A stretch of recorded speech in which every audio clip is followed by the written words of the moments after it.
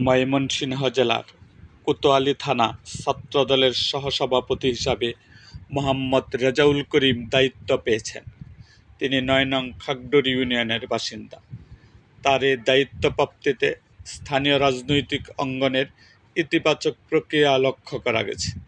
নেতাকর্মীরা আশা প্রকাশ করছেন, তার নেতৃত্বে কোতোয়ালী থানা ছাত্রদলের সাংগঠনিক কার্যক্রম আরও গতিশীল ও শক্তিশালী হবে।